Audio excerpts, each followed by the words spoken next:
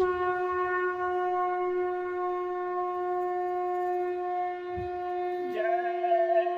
गुरुदेव। जय गुरुदेव। जय गुरुदेव। जय गुरुदेव।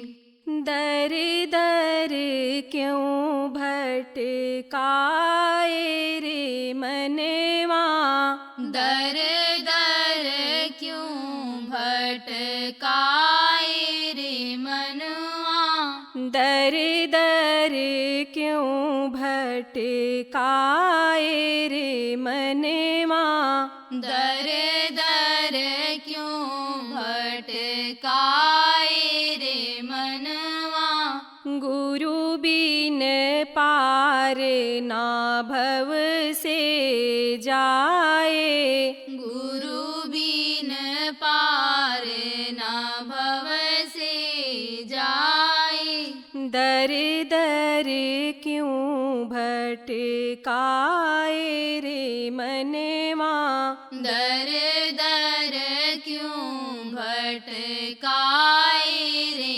मनवा, साहब की सत्संग कर ले, साहेब की सत्संग कर ले, इनके वचन हृदय में धर ले, इनके वचन हृदय में धर ले, सतगुरु पार लगाए रे मनवा, सतगुरु पार लगाए रे मनवा, दर दर क्यों भटकाए रे मनवा, दर दर क्यों भटकाए रे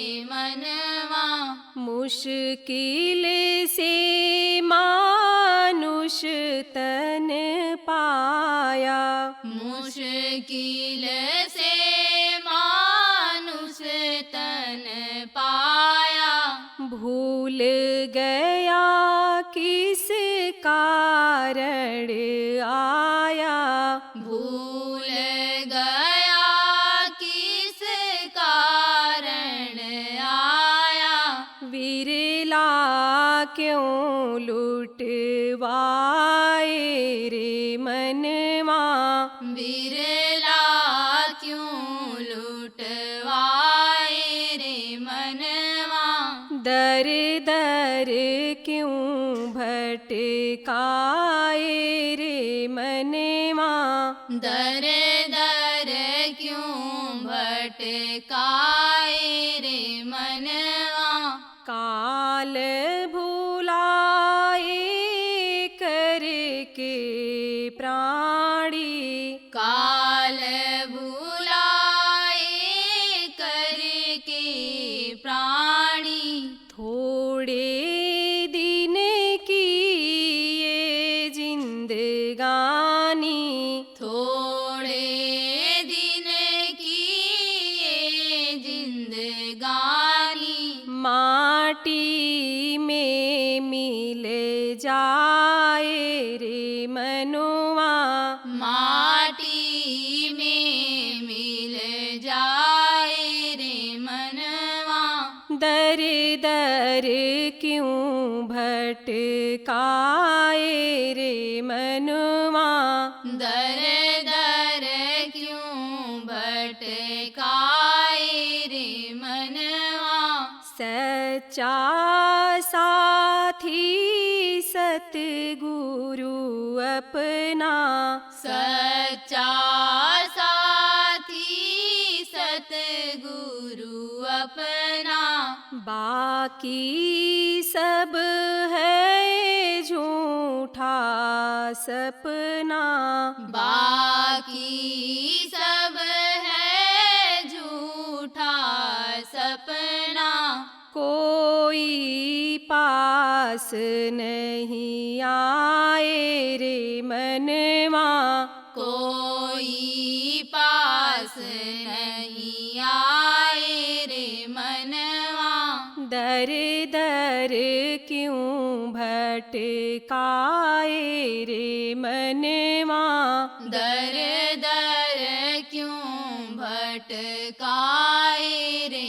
मनवा, सुमिरन रूपी दीप जलाए, सुमिरन रूपी दीप जलाए, अंधकार का पर्दा हटा ले, अंधकार का पर्दा हटा ले, स्वामी राह दिखाए रे मनवा, स्वामी राह दिखाए रे मनवा, दर दर क्यों भटकाए रे मनवा, दर दर क्यों भटकाए रे मनवा,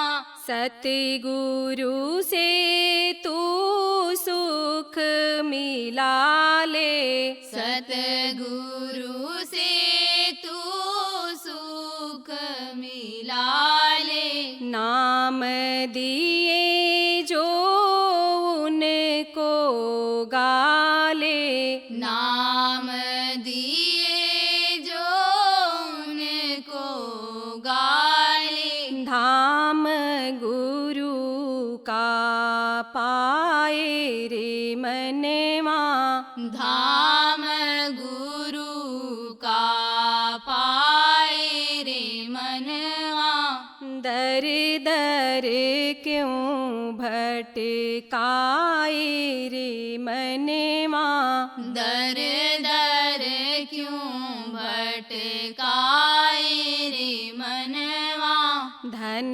दौलत कुछ काम न आवे, धन दौलत कुछ काम नावे, गुरु सत संगत पार लगावे, गुरु सत संगत पार लगावे, माया में ये भर माए रे मनवा, माया में ये भर माए रे मनवा, दर दर क्यों भटकाए रे मनवा, दर दर क्यों भटकाए रे मनवा, जय गुरुदेव।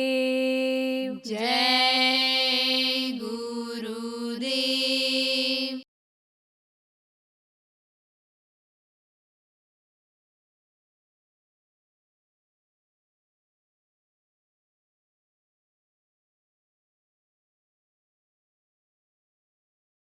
अब मौत आएगी तो क्या हाल होगा, कैसे सिमटा होता है बताओ। ये समझ लो कि जैसे जैसे जैसे जीवात्मा अपनी ताकत को खींचेगी, जीवात्मा मौत में क्या होता है, जीवात्मा जहाँ है तीसरा तीर पर बैठी है, छठा चक्र जिसको कहा जाए, वहां जहाँ बैठी है, इसको संकेत मिलता है ऊपर से कि अब तुमको यहाँ नहीं रहना है। जैसे घर किसी को खाली कराना होता है तो उसको नोटिस दे जाते हैं या बता जाते हैं कि भाई अब आपको घर खाली करना है, तो घर खाली करने की वो तैयारी करने लगता है। ऐसे ही जीवात्मा को संकेत मिल जाता है कि अब हमको इसको छोड़ना पड़ेगा, खाली करना पड़ेगा। तब वो धीरे धीरे जगह को छोड़ती है, जगह को ऊपर की तरफ बढ़ती है। जब ऊपर की तरफ जब बढ़ती है तो उसकी पावर नीचे की तरफ से कम होती जाती है, तो ये नीचे से सिमटाव शुरू हो जाता है। और जब नीचे से सिमटाव शुरू हो जाता है, पावर ताकत जो इस शरीर के अंगों को चलाता है उसमें जब कमी होने लगती है, तब खून पानी हो जाता है, अष्टांग शून्य पड़ने लगता है। और जब नसों में खून नहीं रह जाता है तब आप समझो कि कितनी कमजोरी आ जाती है, हाथ पैर काम नहीं करता, उठ बैठ नहीं पाते हैं।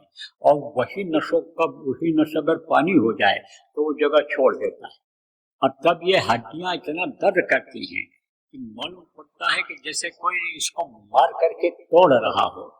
और आप ये समझो कि जैसे कहीं देखो शुगर की मात्रा यानी बदन में ज्यादा हो जाती है तो सुसुराहट होती है, कमजोरी महसूस होती है। शुगर के मरीजों को मालूम रहता है, कहते हैं ये जैसे झुंझुनी चढ़ रही है, जैसे कोई चींटी रेंग रही हो, ऐसे इसी तरह से आप ये समझो कि उस समय पर ये दर्द शुरू हो जाता है। इस समय पर तो चींटी जैसा मालूम पड़ेगा। जब वही शुगर ज्यादा बढ़ जाता तो हाथ पैर में दर्द ज्यादा होने लग जाता है। खून में जब मात्रा मिठास की बढ़ जाती है तब हाथ पैर में दर्द होने लगता है। इसी तरह से मौत के समय में बहुत दर्द होता है, पूरे बदन में दर्द होता है। सहजोबाई ने कहा, सहजो मौत के समय पीड़ा उठे अपार, बिच्छू 60,000 जो डंक मारे एक साथ, जैसे 60,000 बिच्छू एक साथ डंक मारे, ऐसा दर्द बदन में होता है मरते समय। तो सिमटाव होता है, और सिमटाव होता है जब तो एक एक अन्य समझो चक्र रुकते चले जाते हैं। बुरा चक्र रुका, वो स्थान शून्य पड़ गया, पैर के ऊपर हाथ रखा लोगों ने, बोले पैर ठंडा हो गया। गर्मी किससे रहती है? खून से रहती है। खून बंद हो गया जब, तब वो स्थान ठंडा हो गया। अब आप समझो फिर बुरा चक्र बंद हुआ, केंद्रीय चक्र बंद हुआ, फिर पेशाब यानी उसका भी जो समझो कहते हैं पेशाब बंद हो गया, निकलने बंद हो गया। आप ये समझो फिर यहाँ ये चक्र रुकता है, नाभि चक्र, तो ये स्थान शून्य पड़ गया, और ये हृदय चक्र रुकता है, और ये सब शून्य पड़ता चला गया। और फिर उसके बाद जो कंठ चक्र के पास जब सिमटाव होता है तो बोली वाणी बंद हो जाती है। उस वक्त पर मुंह में कोई चीज डालो तो अंदर जाता भी नहीं, ऐसे मुंह में ऐसे रखा रहता है। पानी डालते हैं लोग, प्यास बहुत उठती है, मरते समय प्यास बहुत उठती है, पीड़ा जब होती है, दर्द जब होता है। आदमी देखो जब ज्यादा गुस्सा करता है तब लोग कहते हैं इसको थोड़ा पानी पिला दो, बहुत मेहनत पड़ी है। तो सिमटाव में दर्द बहुत होता है, बहुत मेहनत पड़ती है, तब उस समय जबान सूखने लगती है, तब लोग कहते हैं थोड़ा सा पानी मुंह में डाल दो। कहते हैं ना भैया इनके कोई पानी पिलाने वाला नहीं है हानि घर में। तो इसलिए समझो कि मुंह में पानी लोग डालते हैं लेकिन पानी तक अंदर नहीं जाता है, बाहर रह जाता है। तब सिमटाव हुआ, हाथ रख के चले गए, बोले अब सब ठंडा पड़ता चला जा रहा है। उसके बाद में फिर जब यानी समझो जीवात्मा आगे की तरफ बढ़ती है तब क्या होता है, ये पलकें स्थिर हो जाती हैं, और ये आंख का ये जो ढेला है, ये जो दिखाई पड़ता है आंख जिसको कहते हैं, और रोशनी जिससे बाहर निकलती है, ये ऐसे ऊपर की तरफ हो जाता है। और उसके बाद में ऊपर जाने के बाद जब प्राण निकल जाता है तो ये धीरे से ऐसे हो जाता है। अब उस समय प्राण भी सब निकल जाते हैं और जीवात्मा भी निकल जाती है। फिर ये हीरा जैसी काया तो जल जाएगी मना, इसको तो फिर कहते ले जाओ जलाओ, नहीं तो ये मिट्टी खराब हो जाएगी। ठाट बाट सब छूट जाएगा, छूटे तेरी यारी, कोई चीजें रह जाएगा ठाट बाट, और ये सब यारी किसी की काम आएगी कुछ नहीं, छोड़ जाएगा धन दौलत। ये धन दौलत सब छूट जाता है, छूट जाएगा धन दौलत सब, छूटे रिश्तेदारी। आप ये समझो वो समय आ जाता है, कहते जल्दी करो ले जाओ मिट्टी खराब हो। अब साधना में क्या किया जाता है, जीवत मृत खोए रहो कभी खलक की यार। आप फिर समझो महात्माओं ने कैसे कैसे समझाया है, आपको इसलिए समझा रहा हूँ कि आपके समझ में किसी भी तरह से आ जाए और आप भजन करने लग जाओ, और आप ये लक्ष्य उद्देश्य बना लो कि जोगिया रंग चलो जसवा बेराना है, ये दूसरे का देश है, ये काल भगवान का देश है, इसको खाली करना पड़ेगा एक दिन, इसलिए ये सोच लो। इसलिए उदाहरण देकर समझाता हूँ। तो आप ये समझो कि साधना करते जो फलक किया सब कुछ हाथ छोड़ करके और साधना करो, निकल चलो जोगिया। ये देश अपना नहीं है, काल भगवान का है और वो किसी को नहीं छोड़ने वाला है। आप समझो कि एक न एक दिन आपको ये खाली कराएगा किराए का मकान। ये किराए पर आप जैसे मकान लेते हो, घर लेते हो, इसी तरह से उसने कुछ समय के लिए आपको दिया है तो इसको वो खाली करा लेगा। आप ये बात तो कहोगे सब सही कह रहे हो बाबा, लेकिन साध कहावत कठिन है जो खाने की धार। ये साधना करना बड़ा मुश्किल है, बड़ा कठिन है ये साधना करना। इमरजेंसी लगी थी कब? 75 में। तो वहां पे समझो सकल धर्म देखे में प्रीता, कहने से कहीं रावण भय भीता। और रावण के भय से जैसे कोई जबान नहीं हिलाता था, ऐसे वो देवा प्रधानमंत्री थी, उसके खिलाफ कोई बोल नहीं सकता था। उसका फोटो लगाए थे भगवान के मूर्ति के सामने, जिनको लोग भगवान मानते थे, राम मानते थे, कृष्ण मानते थे, देवी मानते थे, उसी बगल आरती करते थे लोग। कहते हैं ना कि लगती हो चाय भाभी, लगती हो भाभी, लेकिन डर के मारे चाची चाची कहता हूँ, क्योंकि आपका असर है, घर से न निकाल दो, आप मर के न भगा दो। ऐसे ही लेकिन महात्मा जो होते हैं वो कभी भी समझो अन्याय को बर्दाश्त नहीं करते, जनता के दुख को बर्दाश्त नहीं करते। बहुत से लोग जाते नहीं थे कहाँ, बाजारों में दही बेचने के लिए, लकड़ी बेचने के लिए, सामान खरीदने के लिए। क्योंकि डर था उनको कि कहीं पकड़ करके नसबंदी न करा दें, अधिकारी लोग अपना कोटा न पूरा करने लग जाएं, क्योंकि कोटा फिक्स कर रखा गया था। तो गुरु महाराज विरोध किया, जनता की आवाज को पहुंचाने की कोशिश किया। तो गुरु महाराज के मुंह को बंद करने के लिए उनको जेल में बंद कर दिया गया। जेल में जब बंद हुए तो हम लोगों ने भी साथ दिया, दया उन्हीं की रही गुरु महाराज की, अपने बस का क्या था। तो जेल में गए, 250 आदमी हम लोग थे। तो उसमें क्या था कि एक आदमी ने कहा चलो पेंशन बन जाएगी, अभी तुरंत लौट आएंगे, जेल चले चलो, जैसे स्वतंत्रता संग्राम सेनानियों को पेंशन मिल गई ऐसे पेंशन मिल जाएगी।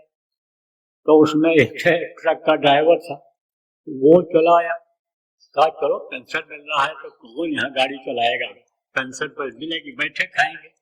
चलाया तो वो पाठ करे, थोड़ा पाठ करे, वो सबके जैसा भजन भाव तो करे नहीं, नामदान तो लिया नहीं था उसने। तो वो चलाया तो लोग बहुत परेशान। तो हमसे कहे कि जो है वो ये उत्पात करता है, हर जगह पर अपना अड़ाता है और परेशान करता है। तो हमने कहा, हम सोचे, तो हमने गुरु महाराज अंतर प्रार्थना किया कि क्या करना चाहिए, बड़ा मुश्किल है। अब अंदर से प्रेरणा हुई, क्या प्रेरणा हुई कि इसको बैठाओ, जब सब लोग भजन पर बैठो तो इसको भी बैठाओ, ध्यान पर बैठो तो इसको भी बैठाओ।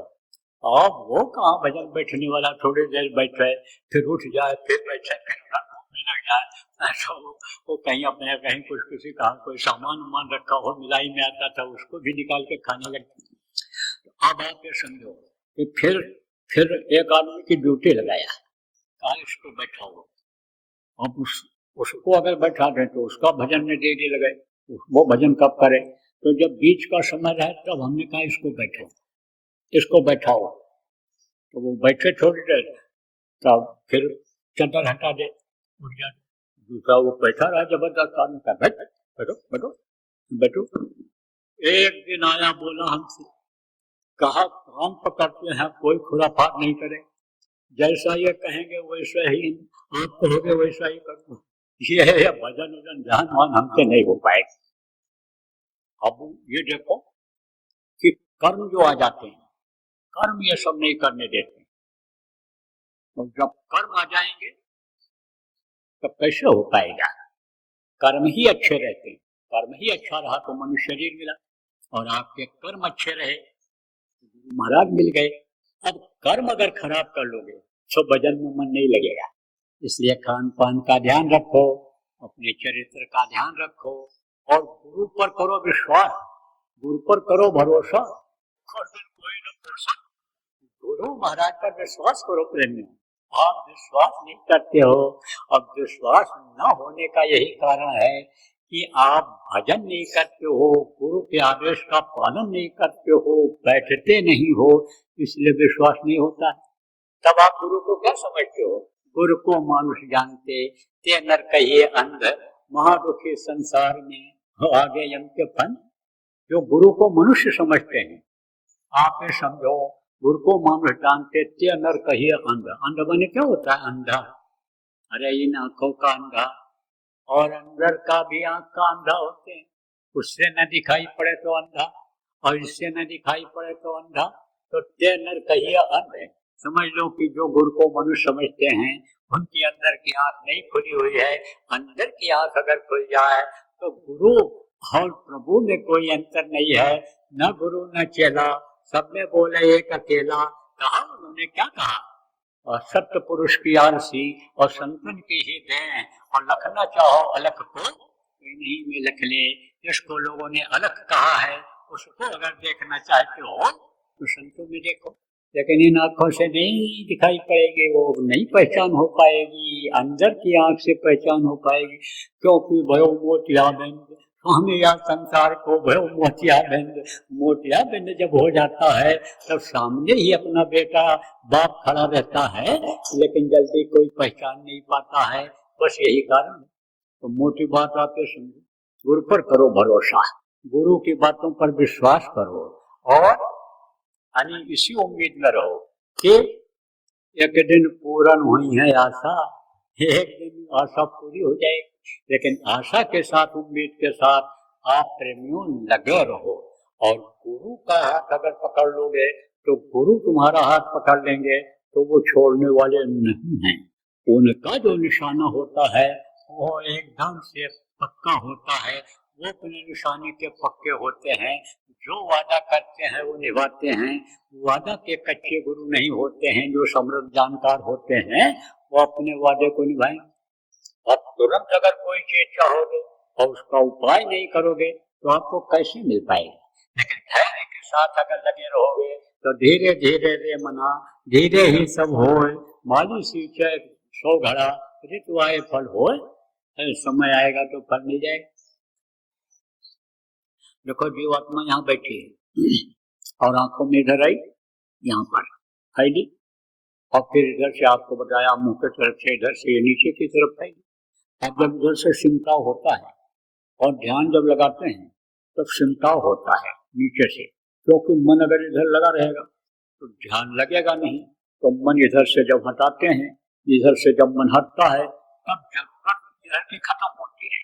तब समझो कि प्राण जो नीचे क्या है, 5 प्राण ये पड़े रहते हैं, लेकिन बाकी इनका काम धीमा हो जाता है, स्लो हो जाता है इनका काम।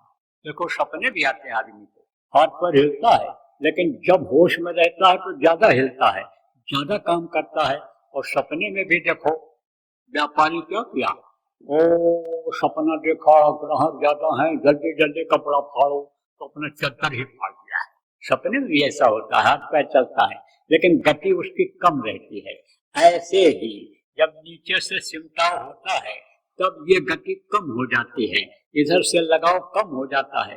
तो जब देखा जाता है ऐसे दोनों आंखों के सामने, तब क्या होता है कि ये जो इधर से जो ये जीवात्मा की जो ये ताकत है, ये एक जगह इकट्ठा होती है। यहाँ पर उन्होंने कहा था ना धनुष तोड़ते समय कि उठो राम भंजो वो चापो, मेटो जनक सकल प्रताप। उठो राम, उठो, खड़े थे। कौन खड़ा था? राम खड़े थे, और विश्वामित्र ऐसे बैठे हुए थे, और राम और लक्ष्मण ऐसे रखवाले के लिए जैसे शैडो खड़े होते हैं ऐसे खड़े थे। तब कहा राम तोड़ो, उठो राम। अब खड़े थे तब क्या उठो? अरे उठो मतलब उठाओ, पूरी शक्ति को खींच करके लाओ, भौहों के बीच में चापो। चापो माने वहां से ताकत लगाओ जिससे धनुष टूटे। ये उन्होंने कहा था। ऐसे ही पूरा खींच करके ये धनुषांकार बनता है ना, ऐसे ये धनुषांकार बना, ये ऐसे धनुष बन गया। तो इसको ऐसे खींचो और लाओ, वहां पर शक्ति को वहां पर लाओ। और वो समझो कि जब दोनों आंखों की ये दोनों धारें वहां जुड़ जाएंगी तो शक्ति ज्यादा हो जाएगी। तो शक्ति जब ज्यादा हो जाएगी तब ये तेजी से आगे बढ़ेगी जीवात्मा। अब जीवात्मा जब ये आगे बढ़ेगी, आप ये समझो कि आत्म तब उसको आत्म साक्षात्कार होगा, यानी तब वो ये समझेगी कि हम परमात्मा के अंश हैं, उसको ताकत ज्यादा मिलेगा। वो शब्द को फिर पकड़ेगी, वहीं पर शब्द को पकड़ती है, वहीं पर तब धनुष टूट जाता है। तब ये जड़ और चेतन का धनुष टूट जाता है। जड़ कौन सा है? ये शरीर जड़ है, जीवात्मा ही चेतन किए हुए है। जीवात्मा अगर निकल जाए तो यह शरीर कोई काम का नहीं रहेगा। यही हाथ पर जीवात्मा ही हिलाती है, यहाँ कान मुंह यही काम जीवात्मा ही की वजह से करता है। तो आप ये समझो कि जीवात्मा यानी चेतन है, प्रभु की अंश ये चेतन है, और ये जड़ है। तो ये जड़ और चेतन की गांठ बनी हुई है यहीं पर जहाँ बैठी है, तो वो टूट जाती है, तो वो धनुष टूट जाता है। और वो धनुष जब टूट जाता है तो वो जो शब्द आता है वो जीवात्मा के गले में लिपट जाता है। तब समझ लो कि वही सीता का जयमाल हो जाता है, सीता का जयमाल डालना हो जाता है। तो अब आप ये समझो प्रेमियों कि आप ये जब निशाना बनाओगे तो बात बन जाएगी। विश्वास करो गुरु पर और लगो इस काम में। और अगर बिल्कुल मन नहीं लगता है तो देख लो कहीं गलती हो गई। मैं आपको बता रहा था, कहते हैं भजन बनता था लेकिन अब नहीं बनने लग गया, अब तो है सपने आने लग गए, परेशानी होने लग गई, तो कहीं खा लिया होगा। कहाँ खा लिया होगा? फूट का झूठ खा लिया होगा, फूट का झूठ। इसीलिए तो बताया जाता है कि ये जो अनुष्ठान का ये होता है प्रसाद, ये जो पूजा पाठ का प्रसाद होता है, ये जो आप समझो कि मृत्यु भोज का प्रसाद भोजन होता है, उसको जब खाते हैं तो उसका असर आ जाता है। इधर मांसाहारी के यहाँ खा लिया, मांस पकने वाले बर्तन में अन्य समझो खा पी लिया, या उसका साफ कर लिया, या देखो जिसके लिए मना किया गया मांसाहारी मानवा पत्न चराचर संग, इनका संगत जो करे पड़े भजन में भंग, तो भजन में तो बाधा आएगी। इसलिए निरख परख खाने पीने पर करते रहना चाहिए। कोई सुगंधी नाक में आ जाए बढ़िया, मन को भा जाए सुगंधी, तो उस पर जीभ को नहीं चला देना चाहिए, ये उस पर बचत रखनी चाहिए कि चाटने लग जाओ उसी चीज को, लाल चूने लग जाए उसी पर, जब खुशबू नाक में आ जाए तो उसी पर आप टूट पड़ो, उसी को खाते हुए देखो तो देख पराई चूपड़ी मत ललचावे जीव। ये चीज को याद रखो, ये चुपड़ी छिपा रहा है, ये अच्छे खा रहे हैं तो जीव को ललचा दो। उस समय याद रखो कि साईं अपने भगत को रूखी रोटी दे, चुपड़ी मांगत मैं धरूं और रूखी छीन ले। ये जो रूखी मिल रही है, जिससे यह शरीर चल रहा है, यह भी न छिन जाए और हम पड़ जाए बीमार, और फिर डॉक्टर वो भी जो रूखा सूखा मिल रहा है बंद करा दें, बोला खाली पानी पियो, गर्म पानी पियो, एकदम पेट को साफ रखो, एकदम सब्जी का जूस पियो, तो वो भी न चला जाए। इस चीज का ध्यान रखो। आप बता सकते हो, नामदान जो ले लिया उसको आप बता सकते हो, उसको आप समझा सकते हो। आप समझो कि ये जो छोटी छोटी चीजें हैं, ये इनको तो आपके जो साधना करते हैं लोग रहते हैं, इनको समझते हो, हमारे बीच में रहते हैं, वो लोगों से भी आप पूछ सकते हो, बता सकते हो।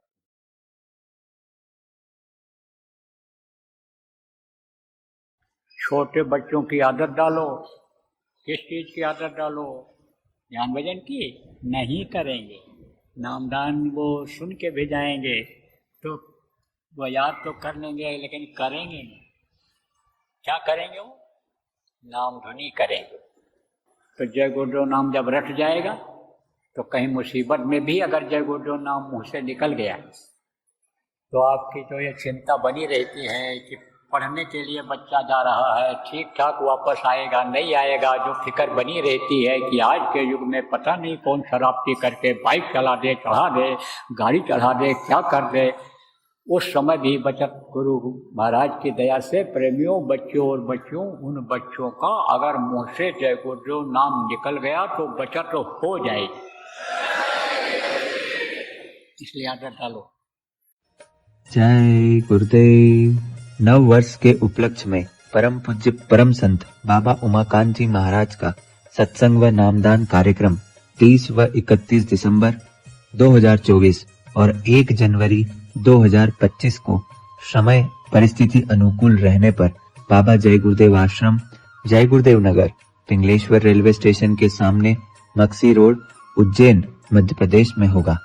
ये वही बाबा उमाकांत जी महाराज हैं जिनका दर्शन करने, सत्संग सुनने और उनके बताए रास्ते पर चलने से इंसान के दुख तकलीफों में आराम मिलने लगता है।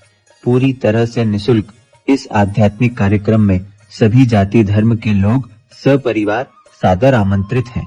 आप अपने कीमती समय में से थोड़ा समय निकालिए और परिवार, रिश्तेदार व मित्रों सहित पहुंचकर आध्यात्मिक व भौतिक लाभ अवश्य लीजिए। जय गुरुदेव।